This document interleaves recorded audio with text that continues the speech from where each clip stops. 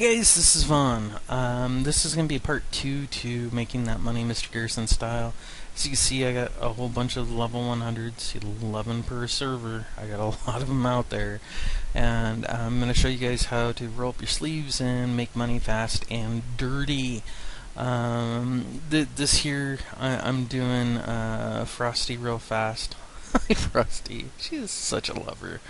What we're going to do is we're going to go through. I'm going to kind of add a little bit more to that video. So don't use this as the main video. Use this as a contributory to that video. So if you want more clarifications, here it is. This is the main add-on that I use for my garrisons. It is called Master Plan. It is very important. As you can see, boom, there's another 635 gold. And I'm doing the typical average. You know, you do the gold first, and then after that you're just kind of going through and doing the paces here. As you can see, all my things are over at 100% minus one of them at 99. And I'm going to show you guys how to get that achieved. So this way you're almost successful on every single mission that you put your guys out on, and that's also important to making that 5K a day. You'd open up your follower tab, close that out, and we'll look at one of these followers as an example. Okay, this guy here, he is at his 675 level. He is an arms warrior. He is purple. Okay, so we already know how to gear. We've gone through this before. But what's this? A dancer trait. It's the same thing as danger zones? Really? Yes, it is. And so, based on that, we're going to check and see what we need to reroll, okay? I see that I'm kind of low on wild aggression, and Arms Warrior, sure enough, has wild aggression. So we're going to reroll his attacks using this little sword thingy here. And there we go. Now we got wild aggression, and we wanted that, okay? And we still have danger zones as part of that. And to prove this point with the dancer trait, I'm going to click my danger zones. It pulls up all danger zone people, and sure enough, he's still at the top of the list. So not only do I have 2 attack abilities, but I have a third one called Dancer that lands inside of my traits. So please, guys, replace all of your danger zones with Dancer as soon as possible, okay? 11 epic mounts, that's a must. There's no getting around that one. You have to have more better. I have a couple of the treasure guys, that's also important. I figured the number is about 5 works out best.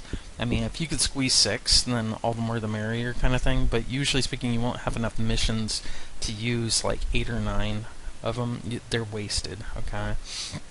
Now, when you're going through here, you really want 5s across the board all the way, and thanks to the dancer trait, you can actually get almost 6 going across the board all the way on your attacks because of that. And you know, see, like her, I'm gonna re-roll this. Her leap of faith gives out a danger zone. I'm gonna re-roll that. The second I get a dancer down here, a dancer trait, then I will re-roll it, and then I will grab my dancer trait, and I'm gonna replace either the gnome lover or the child of the moon, one for them, and then that would go inside of there, okay?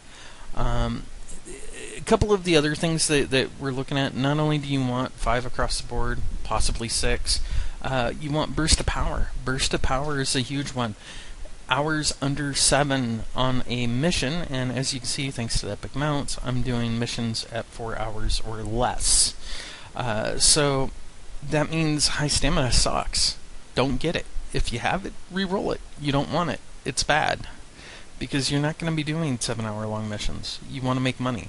You want 4 hours and below missions, alright? On this character, I'll kind of go through the shipyards a little bit. Hang on, let's pull this back out. Pull it back out. Alright. Look at this. This right here is an oil rig, right? And basically you're escorting oil in. It takes 18 hours. It's a really long mission, but you get 400 oil. Well, how do you rectify this, Swan? Well, it's easy enough to rectify. Your night elves. Your night elf crews. They reduce the mission time duration by 50%. And if you put unsinkable on there, and we're going to kind of go through that whole unsinkable thing here. It makes it right where you're never going to lose that crew, right? The deal is, though, as you're going through, you're putting the night elves on, and if you're horde, it's blood elf. We'll reduce it by 50%. Also, the other guy that you want is your Murloc crews, because they count as troop transports.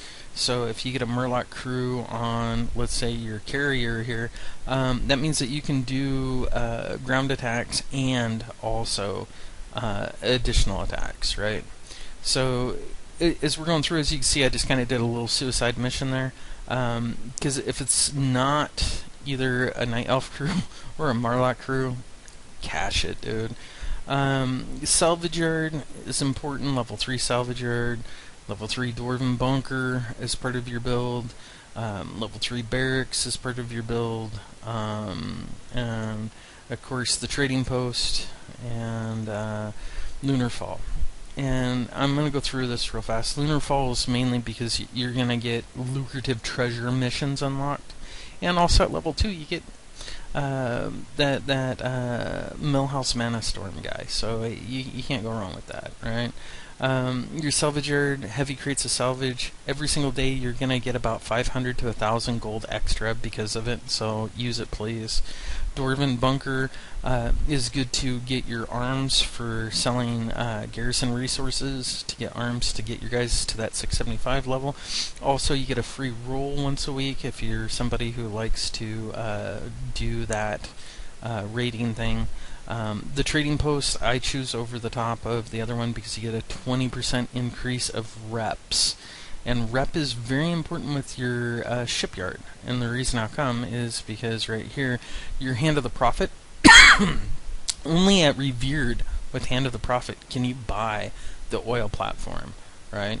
And every single time you do the oil platform, another one comes into grip. So that means every 4 hours you're going to get 400 oil.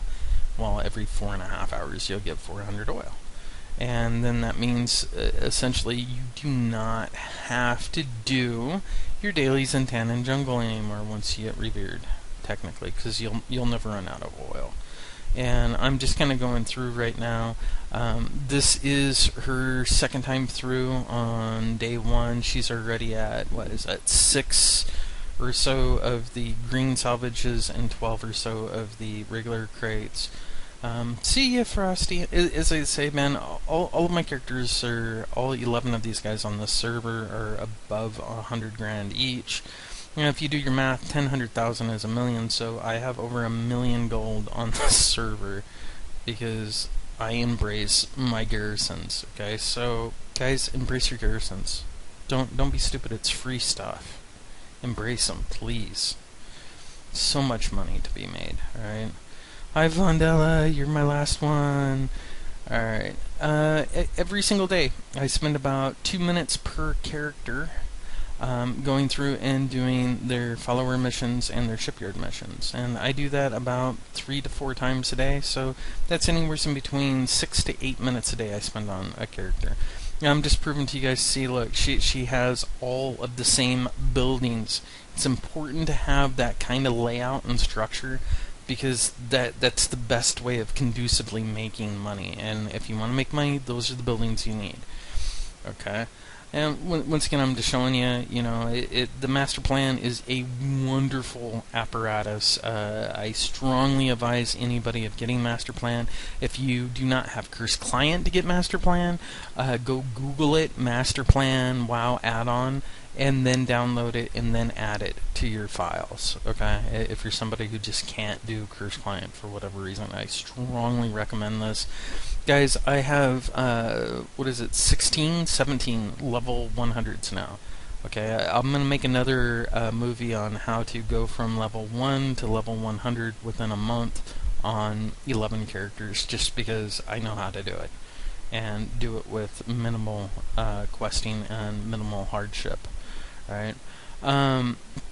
Here's the thing, man. You don't always have to do every single mission when missions come up. Like, this is a good example. It's not at 100%. I don't have any more epic mounts. I'm not doing that mission. I'm gonna wait until my other missions come in to fruition, and then I'll do that mission. Ha! If you get that.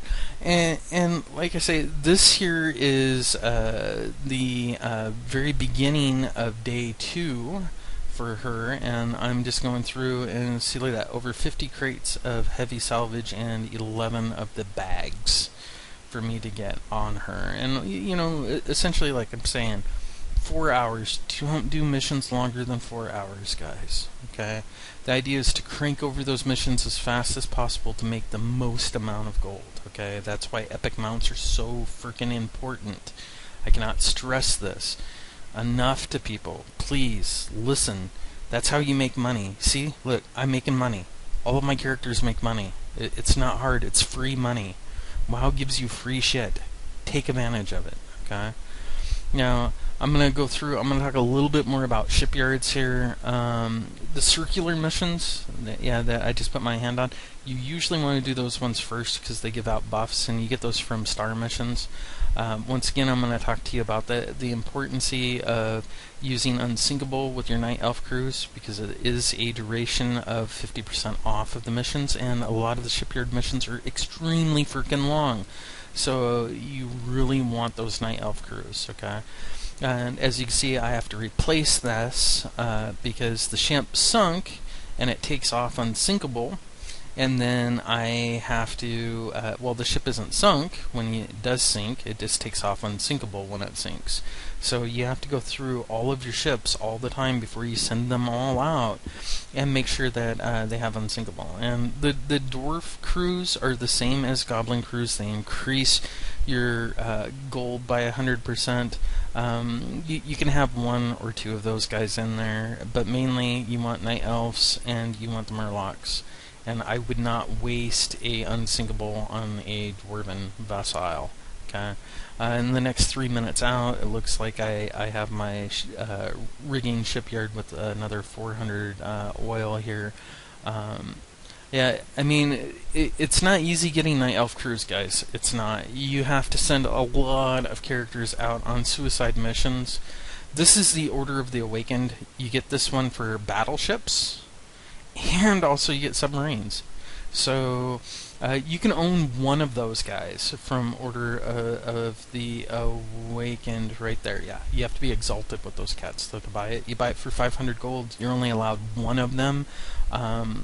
Good advisement, buy one if you ever decide to get to exalted with those guys. It's not easy. And it's important. Like, a lot of people say, Vaughn, how do I figure out what ships to build? Well, it's real simple, guys. Because of Murloc crews, you don't have to build troop transport, so scratch them off of your list. So what does that leave you? Well, that leaves you submarines, it leaves you destroyers, and it leaves you battleships, and it leaves you carriers. Okay, so what you're going to want is 2 of everything, right? So you're going to do 2 submarines, 2 battleships, and then, of course, 2 carriers and 2 destroyers. And then if you have anything left over, because on level 10, you have 10 of them, I would say fill it up the rest of the way with battleships. More missions have battleship needs than any of the other kind that are specialized. Just a little thumbs up, hands up there, I guess, kind of thing.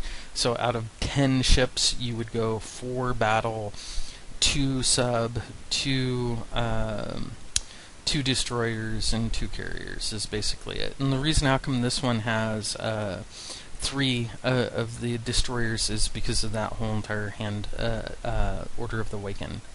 That's the only reason how come I have 3 of them. If you don't, then only have 2.